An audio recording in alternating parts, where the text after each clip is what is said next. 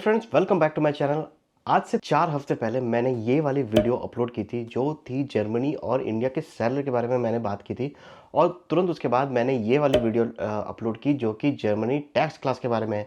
हालांकि पहले वीडियो आपने काफ़ी पसंद किया, दूसरे वीडियो में मुझे इतने ज़्यादा व्यूज़ नहीं मिले, तो प्लीज़ जाके इस वीडियो को भी चेकआउट करो। This is also very important. अगर आप जर्मनी में आते हैं तो आपको ये चीज़ ख्याल रखना पड़ेगा इन चीज़ों का। इन हैंड सैलरी के बारे में मैंने डिस्कस किया था, बताया था कि किस तरह से आप अपने इन हैंड सैलरी को ऊपर नीचे बढ़ा सकते हैं depending upon your marital status. So please go and watch this. आज मैं वापस से इस सिमिलर टाइप का टॉपिक के बारे में बात करना चाहूँगा क्योंकि मुझे काफ़ी सारे क्वेश्चंस आए जब मैंने ये वाली वीडियो अपलोड की। हालांकि ये वीडियो जो था ये एक ओवरऑल कंपैरिजन था, इतना डीप एंड डिटेल वगैरह में इतने डिटेल में नहीं गया था मैं, बट फिर भी लोगों के काफ़ी क्वेश्चंस थे, कंसर्न्स थे, जिनको मैंने पढ़ा समझा और उनको आंसर भी किया है कि किस तरह के सवाल है। और वो जानना चाहते हैं कि सैलरी तो है एक बात, मुझको खर्च कितना होने वाला है। अगर मैं जर्मनी जाता हूँ, मेरा इंडिया में एक खर्च है and they don't know what will be the expense in Germany. तो मैंने सोचा क्यों ना मैं इस एक्सपेंस को ही समराइज़ करूँ कि मिनिमम क्या एक्सपेंस आपको लग सकता है जर्मनी में, आप उसको अवॉइड नहीं कर सकते। सो मिनिमम एक्सपेंस ये है, ये आपको आएगा ही अगर आप जर्मनी में आ रहे हैं। क्यों ना इन सारे एसेंशियल चीज़ों की बातें करूं और कितना कॉस्ट हम पे करते हैं, कितना कॉस्ट इन एवरेज होता है, क्या आता है। जो जर्मनी में आके जो मेरा एक्सपीरियंस है, मैं उस एक्सपीरियंस के बिहाफ में मैं ये एक्सपेंस को रखूँगा एंड मैं आपको बताऊँगा कि कितना टोटल एक्सपेंस होता है जब आप जर्मनी आते हैं। तो बट स्टार्ट करने से पहले please like, share and subscribe to my channel. It will give a lot of motivation to me. तो चलिए without any delay let's start the video.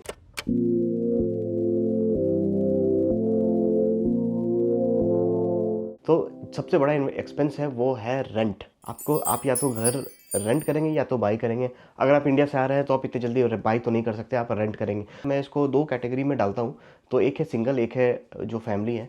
तो सिंगल के लिए काफ़ी अलग हो जाता है क्योंकि वो कभी कभी पीजीज में भी रहते हैं। तो कभी कोई कोई सिंगल रहना पसंद करते हैं, कोई कोई पीजीज में रहकर शेयरिंग में रहना पसंद करते हैं। तो जो शेयरिंग में रहते हैं, जो पीजीज वगैरह में रहते हैं, उनके प्राइसेस होते हैं लगभग 200 से लेके आप 500 के आसपास रख लीजिए कि 200 से 500 रहेगा। उनको इनमें फैसिलिटीज़ ये मिलेंगे कि उनको सब कुछ रहेगा, फर्नीचर वगैरह सब कुछ मिल जाएगा। देखिए ये भी डिपेंड करता है, ऊपर नीचे होता है, किसी में कहीं फर्नीचर है नहीं है, बट अपने हिसाब से, अपने नीड्स के हिसाब से। बहुत कोई ऐसे होते हैं जो अपने घर को ही पूरा रेंट में डाल देते हैं, उनमें सब कुछ रहता है, टीवी, फ्रिज वगैरह सब कुछ रहेगा, वॉशिंग मशीन वगैरह सब कुछ रहेगा। दूसरा एक तरीका है जिसमें कि वो सिर्फ बेड देंगे आपको, टेबल देंगे, कॉट देंगे, अलमीरा देंगे, ये सब देते हैं। जो बेसिक नीड्स है वो सब देंगे। हो सकता है कॉमन बाथरूम वगैरह कॉमन हो, किचन कॉमन हो। तो इस तरह से बहुत सारे ऑप्शंस अवेलेबल हैं हर शहर में, हर यूनिवर्सिटी में, जहाँ जहाँ स्टूडेंट्स अवेलेबल हैं वहाँ पे है। और स्टूडेंट्स के साथ साथ जो सिंगल्स हैं उनके लिए भी बहुत सारे ऐसे ऑप्शन मिल जाएंगे। तो ये जो प्राइस होता है ये आप रख लीजिए कि 200 से 500 आप पर मंथ पे कर रहे हैं लगभग ऑन एन एवरेज। और इसके साथ साथ आप डिपॉजिट भी देते हैं, तो आपको ये भी याद रखना पड़ेगा एटलीस्ट 2 टाइम्स टू 3 टाइम्स आपका डिपॉजिट रहता है, तो आप वो पे करते हैं। और इसमें आपको सारा यूटिलिटीज़ वगैरह आ जाएगा, तो आपको इसके ऊपर कुछ नहीं भरना है, आपको ना इलेक्ट्रिसिटी भरना है, ना हीटिंग का भरना है, या ना तो वाईफाई का भरना है। तो आपको सिर्फ खाने का है वो देखना है and house is like it's done, आपको खाने का बस अपना इंतजाम करना है। So this is for singles. अब आते हैं जो फैमिली है, जो घर रेंट करते हैं। अभी यहाँ पे जो मोस्टली रेंट होता है वो 2 जिमर होता है या 3 जिमर होता है। अभी 2 जिमर इंडिया में 1 BHK इज़ 2 जिमर। 2 जिमर means living room is included, तो लिविंग रूम के साथ साथ बेडरूम। तो इट्स कॉल्ड 2 जिमर। It's not like 2 BHK, 2 BHK नहीं है। ये होता है 1 जिमर को, 1 BHK को यहाँ पे 2 जिमर बोलते हैं, जिसमें कि आपको एक लिविंग रूम मिलेगा, एक बेडरूम मिलेगा, किचन एंड बाथरूम, और बीच में एक कॉमन एरिया जिसको डीले बोलते हैं, वो कॉमन एरिया रहता है। सो दिस इज 2 जिमर। और 3 जिमर, 3 जिमर में आपको 2 रूम मिल जाएंगे। एक किंडर जिमर बोलते हैं जो बच्चे का रूम होता है, और वो थोड़ा साइज में छोटा रहेगा आपसे comparative to the first room, the main bedroom. इसमें एक और कैच ये है कि आप किस जगह पे रह रहे हैं, तो डिपेंड करता है। बहुत बड़ा Germany is a big country, अब हर जगह पे काफ़ी सारे घर हैं, अलग अलग तरीके के रेट हैं। बट मोस्टली देखा जाए तो अगर बड़े शहर है, बड़े शहर से लोग थोड़ा आउटस्कर्ट्स में रहते हैं, थोड़ा सब दूर रहते हैं, शायद शायद इसलिए क्योंकि उनको थोड़ा कॉस्ट में इफ़ेक्टिव हो इतना। क्योंकि आप सेंटर में रहेंगे, जितना आप सिटी के पास रहेंगे आप उतना महंगा हो जाएंगे। तो इसलिए लोग बाहर की तरफ रहते हैं, आउटस्कर्ट्स में रहते हैं, तो वहाँ उनको थोड़ा रेंट वगैरह जो है लेस हो जाता है। रेंट ही नहीं, बहुत सारी चीज़ों के प्राइसेस जो है ना वो कम हो जाते हैं। फॉर एग्जांपल पार्किंग के प्राइसेस, सब कुछ कम हो जाता है। अभी मैं अगर म्यूनिक्स के अंदर की बात करूंगा, अगर कोई म्यूनिक के अंदर रह रहा है तो ऑफ कोर्स थ्री जिमर का वो 1500 से कम तो नहीं भरेगा. It will be around 1400 to 1500. And 1400 to 1500 is the warm rent I am talking about. तो यहाँ पे दो तरीके का रेंट होता है, एक वार्म या तो कोल्ड. तो कोल्ड रेंट होता है वो बेसिक आपके घर का रेंट होता है, एंड वार्म रेंट जो होता है वो इंक्लूडिंग आपका मेंटेनेंस कॉस्ट होता है. तो जिस तरह से इंडिया में सोसाइटी के कॉस्ट होते हैं, मेंटेनेंस वगैरह के कॉस्ट होते हैं, सेम यहाँ पे होता है, आपको भी मेंटेनेंस कॉस्ट भरना पड़ता है. सो इसको यहाँ पे नीबन कॉस्टन बोलते हैं. कोल्ड प्राइस प्लस नीबन कॉस्टन इज़ वार्म प्राइस. तो मैं वार्म प्राइस के बारे में बात कर रहा हूँ. तो warm price will be something around 1500 euros अगर म्यूनिक शहर में रह रहे हैं. बट अगर थोड़ा सा आउटस्कर्ट्स जाते हैं तो ये रिड्यूस होकर 1400 1300 इस तरह से हो जाएगा. तो but there are also places, छोटे जगह ऐसा भी है, स्मॉल टाउन, जहाँ पे पॉपुलेशन आपको 50,000 से 1 लाख के आसपास होगा. अच्छा खासा सब कुछ वहाँ अवेलेबल है.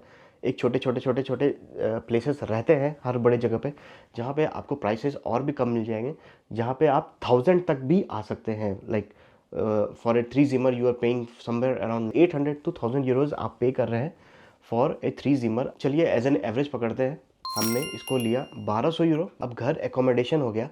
मैंने आपसे निबन कॉस्टन जो है उसके बारे में बात किया. तो निबन कॉस्टन में थोड़ा सा डिटेल में बता देता हूँ. निबन कॉस्टन इंक्लूड्स आपका जो सोसाइटी है उसका मेंटेनेंस, अगर लिफ्ट है लिफ्ट का मेंटेनेंस हो गया. देन गार्बेज मैनेजमेंट वगैरह जो होता है वो होता है. गार्डन क्लीनिंग होता है. देन अगर कभी स्नो वगैरह होता है तो वो खुद से ही क्लीन करना पड़ता है. तो वो स्नो वगैरह सब सैंड वगैरह डालेंगे, स्टोन्स वगैरह डाल डाल के जाते हैं. सो ये सारा मेंटेनेंस उस मेंटेनेंस में आ जाता है. सो ऑन एन एवरेज ये जो मेंटेनेंस होता है ये डिपेंड करता है कि कितने लोग आपके हाउस होल्ड में हैं, बिकॉज इसमें वाटर कॉस्ट भी इंक्लूडेड है, water, hot water and warm water. So per person जैसे जैसे पर्सन इंक्रीज होते जाएंगे वैसे वैसे आपका नेबन कॉस्टन भी इंक्रीज होगा. दो लोग हैं तो आपको एक बेस प्राइस लगेगा, प्लस अगर एक चाइल्ड मान लीजिए आपके यहाँ पे आते हैं, जर्मनी में एक बच्चा आपको होता है, देन द नेबन कॉस्टन विल इंक्रीज. अब इसके ऊपर जो दूसरा यूटिलिटी आता है वो है इलेक्ट्रिसिटी कॉस्ट. तो इलेक्ट्रिसिटी कॉस्ट जो है वो आपके मेंटेनेंस में इंक्लूडेड नहीं होता है. इलेक्ट्रिसिटी कॉस्ट के लिए आपको अलग से कॉन्ट्रैक्ट बना पड़ता है, और ये अलग सप्लायर है जो आपको इलेक्ट्रिसिटी प्रोवाइड करता है. एंड यहाँ पे जो इलेक्ट्रिसिटी है वो पिछले सालों में काफ़ी बढ़ गया है. जो प्राइसेस है वो काफ़ी बढ़ गया है. हालांकि धीरे धीरे अब नॉर्मलाइज हो रहा है, बट यूक्रेन वाले वॉर के बाद काफ़ी प्राइसेस हाई हो गए थे, because we were taking energy, ये हीटिंग वगैरह जो है वो रशिया से होता था. एंड जर्मनी ने बहुत सारे न्यूक्लियर प्लांट्स को भी क्लोज़ किया है, जिसकी वजह से एनर्जी के जो प्राइसेस है वो थोड़े हाई हो गए थे. But now slowly Germany is identifying कि कैसे हम एनर्जीज को बना सकते हैं, and slowly the prices are coming down. But अभी एन एवरेज अगर मान लीजिए फॉर एग्जांपल अगर कपल है and they are owing a three जिमर हाउस, मैं एक थ्री जिमर का ले रहा हूँ. तो थ्री जिमर हाउस 80 मीटर स्क्वायर, अगर दो लोग हैं तो आराम से 2500 to 3000 किलोवाट जो उनका कंजम्पशन होगा, ईयरली कंजम्पशन वो आता है. तो उतना होगा लगभग. और इसका जो कॉस्टिंग होगा वो लगभग से लगभग 80 यूरोज़ में रखता हूँ एज एन एवरेज. तो 80 यूरोज़ के आसपास जो है आपको इलेक्ट्रिसिटी का कॉस्ट आएगा. हालांकि इलेक्ट्रिसिटी जो प्राइसेस है वो अभी बहुत ज़्यादा फ्लक्चुएशन हो रहा है, कभी ऊपर नीचे हो रहा है. तो but for now I will take it as of 2024 I will say it's 80 euros. इसके साथ साथ आप मोबाइल बिल, आप दो पार्टनर हैं तो दो पार्टनर का मोबाइल बिल, प्लस यहाँ पे आपको वाईफाई लगेगा.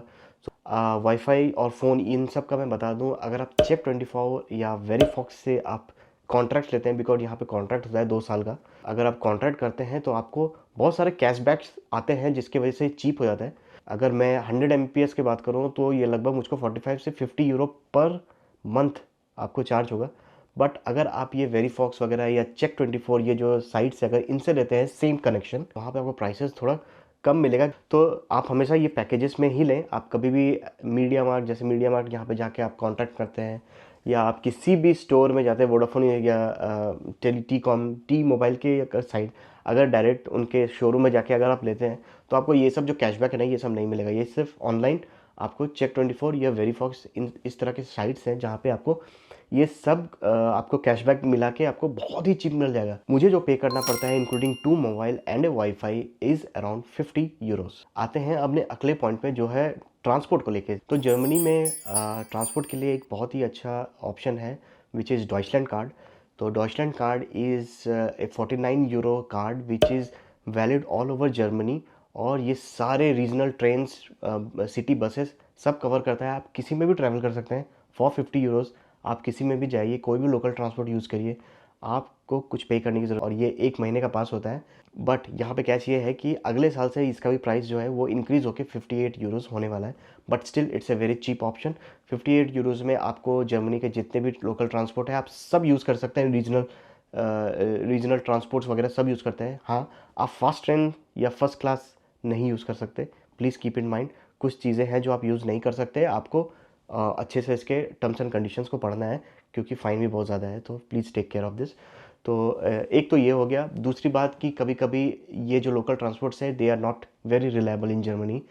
कभी भी ट्रेन्स कैंसिल होते हैं। अगर आप कोई आउटस्कर्ट्स जैसे एरिया में रह रहे हैं, कोई छोटी जगह पे रह रहे हैं, बहुत ही तकलीफ होने वाली है, बिकॉज ट्रेन कभी भी कैंसिल होती है। और दूसरी बात ये, सैटरडे आफ्टरनून के बाद जो फ्रीक्वेंसी है सिटी बसेस की, ट्रेन्स की, वो कम हो जाती है, और संडे तो बहुत ज़्यादा कम रहती है। तो उस केसेस में बहुत लोग प्रेफर करेंगे कि वो गाड़ी कर दें। अगर आप कार ले रहे हैं तो आप ऑन एन एवरेज रखिए कि आप 400 यूरो पे करेंगे एज एन ईएमआई। अगर आप 20,000 यूरोज़ का कार ले रहे हैं, यहाँ पे आई थिंक स्टेशन वैगन काफ़ी चलता है, एंड VW गोल्फ या BMW 3 सीरीज़ या ऑडी A4, इन तरह की गाड़ियाँ जो है ये आप यहाँ पे लगभग 20,000 25,000 के आसपास आपको आ जाएगी गाड़ी। हालांकि ये आपका पर्सनल चॉइस है। आप there are more car available जो कि 15,000 से भी नीचे हैं। यहाँ पे रेनो की कार अवेलेबल है, किया की कार अवेलेबल है, फोर्ड की है, VW के बहुत सारे गाड़ियाँ हैं जो कि अच्छे प्राइस में आपको, गोल्फ ही, थोड़ी पुरानी गोल्फ आपको मिल जाएगी। So this is completely subjective. आप 10,000 का भी कार देख सकते हैं, 20 का भी देख सकते हैं, आप 50,000 का भी कार देख सकते हैं, कार अवेलेबल है। बट मैं एज एन एवरेज पकड़ूंगा, क्योंकि देखिए 20,000 के कार में लगभग सब कुछ आ जाता है, थोड़ा पुराना रहता है, यूज्ड कार है। हाँ, अगर आप नए कार के लिए जा रहे हैं तो आपको काफ़ी कॉस्ट लगेगा वहाँ पे, but used car will be a good option. अगर आप बिल्कुल ही नए हैं तो मैं बोलूँगा आप एक नॉर्मल यूज्ड कार भी ले सकते हैं, फोर्ड के जैसे गाड़ियाँ ले सकते हैं, या मोस्ट रिलायबल फोर्ड फोकस है, ओपल के एस्ट्रा है, सब स्टेट वर्जन में, एंड VW की गोल्फ है। ये बहुत ही अच्छी, बहुत ही बेहतरीन गाड़ी है, रिलायबल गाड़ी है, और उनकी रीसेल भी यहाँ पे काफ़ी अच्छी है। तो ये गाड़ियाँ आप ट्राई कर सकते हैं। अब हम आते हैं अपने अगले टॉपिक जो कि है ग्रॉसरी को लेके। ठीक है, जी हाँ, ग्रॉसरी की बात तो हमने की ही नहीं है। तो ये ग्रॉसरी जो है, बहुत तरीके के स्टोर्स हैं यहाँ पे। तो some are mid level, some are high level. So high level में एडेका एंड टेगुड जो है, ये महंगे स्टोर्स हैं।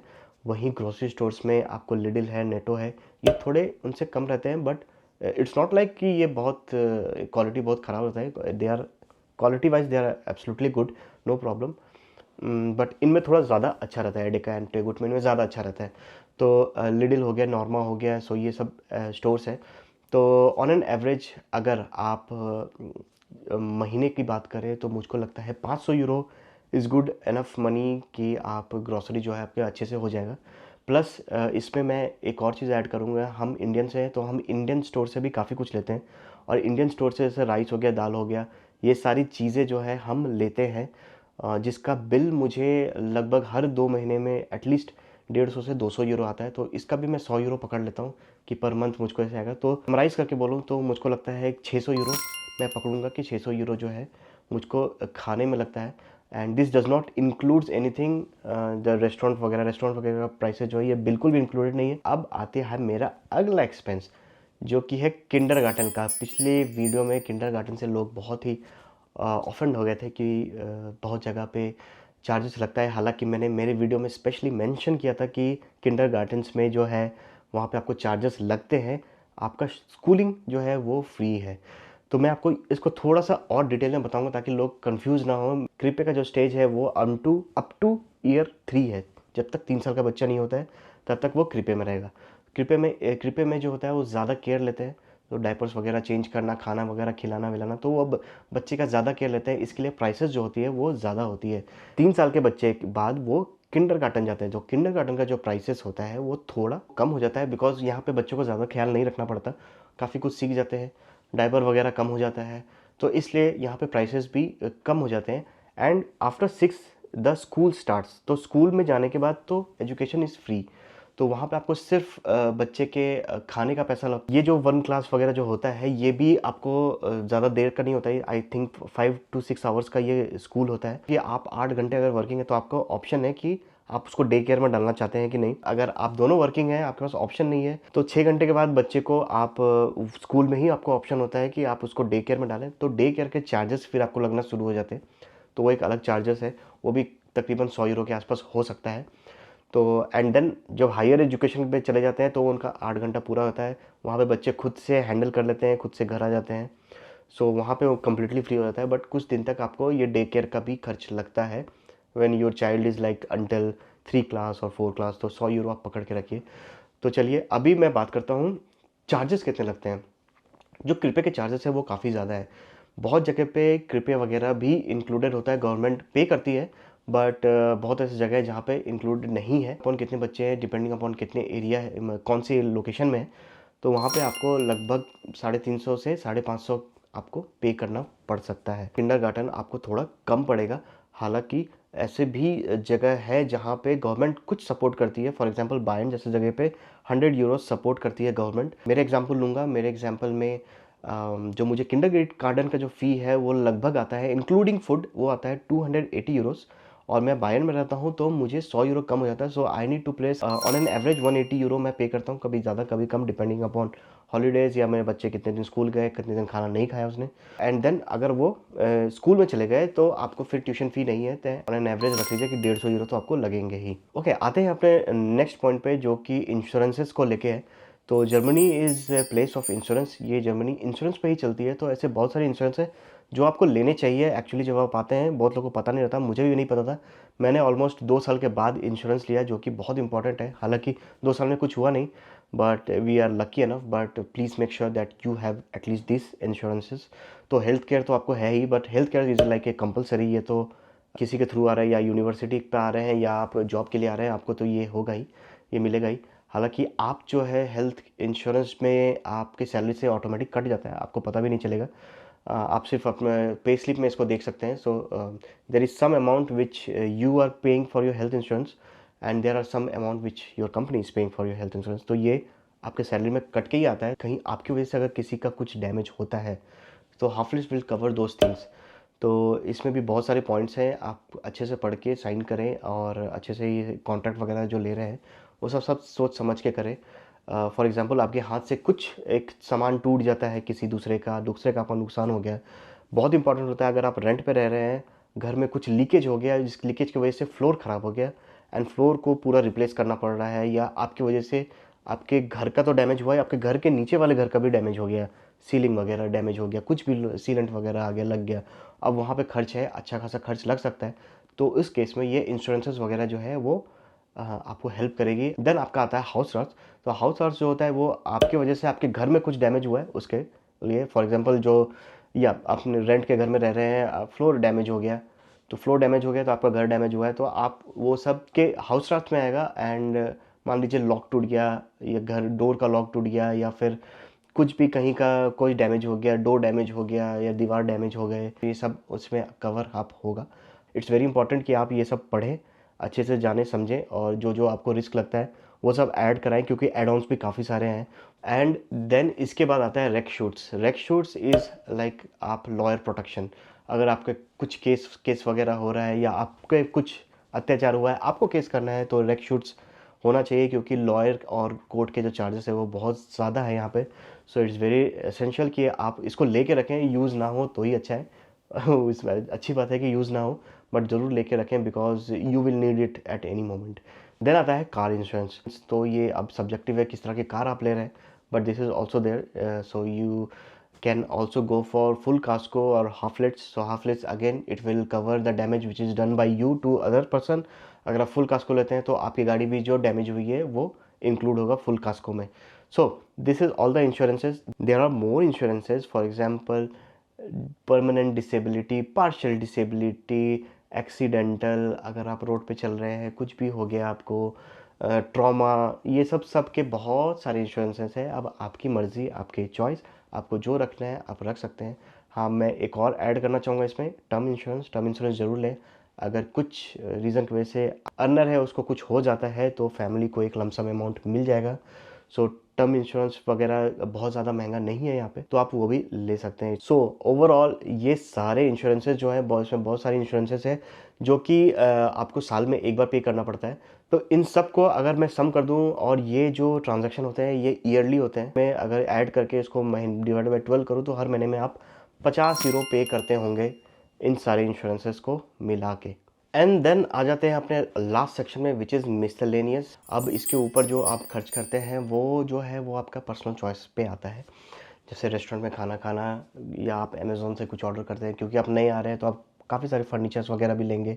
कंसिडर करता हूँ कि एक 500 यूरोज़ जो है वो आप ज़रूर रखिए अप साइड में, ताकि आप अपने प्लेजर का भी जो भी चीज़ है वो सब आप कर सकते हैं। कहीं घूमना हुआ या इंडिया ही आना हुआ तो आप कुछ पैसे जमा करके आप इंडिया ट्रिप वगैरह करते हैं या आप घूमने जाते हैं, तो ये सब आपको वहाँ पे कवर अप हो जाएगा। सो 500 euros like miscellaneous is a good amount. इससे आपको कम ही खर्चा होगा, बट मैं थोड़ा ज़्यादा लेता हूँ 500 यूरोज़ के आसपास। तो ये सारे जो है ये खर्च आपको लगभग आपको ये सारे खर्च होंगे। चलिए अब इन सारी चीज़ों को समराइज़ करते हैं, देखते हैं टोटल कॉस्ट कितना आता है। तो सबसे पहले मैंने रेंट का लिया 1200 यूरो। देन मैंने कंसिडर किया जो आपको इलेक्ट्रिसिटी चार्जेस है वो 80 यूरो मैंने कंसिडर किया। देन वाईफाई एंड मोबाइल जो है वो मैंने 60 यूरोज़ कंसिडर किया है। देन आता है आपका खाने का खर्चा, तो खाने का खर्चा मैंने 600 लिया है। एंड देन कार का आपको लिया है मैंने 400 यूरो। देन किंडरगार्टन फ़ी जो है वो मैं एक एवरेज ले लेता हूँ, क्योंकि मुझको नहीं पता क्या सिनेरियो है, आपको लगेगा नहीं लगेगा, कौन सा लगेगा, काफ़ी सारे उसमें स्लैब्स हैं। तो मैं एक काम करता हूँ, मैं 250 यूरोज़ मैं पकड़ लेता हूँ। जो इंश्योरेंसेस के बात की उसके बाद उसका मैं पकड़ लेता हूँ 50 यूरो। एंड देन मिसलेनियस में मैं 500 यूरो पकड़, तो इन सारों को सम करने के अराउंड 3140 या 3200 एज एन एवरेज रखते हैं। 3200 हम जो पैसे हैं ये आपको लगेंगे ही लगेंगे, ऑन एन एवरेज आप पकड़ के रख सकते हैं। आप अपने सिनेरियोस को भी कंसिडर कर सकते हैं यहाँ पे। सो 3200 यूरो जो है ये आपको खर्चा है ही। तो ये था मेरा पूरा video on expenses. I hope आपको इससे थोड़ी और क्लैरिटी मिली होगी कि आप किस तरह से प्लान कर सकते हैं अपने सैलरी को, कितना आप रिक्वेस्ट कर सकते हैं अपने एम्प्लॉयर से। So I hope it will be of some use to you.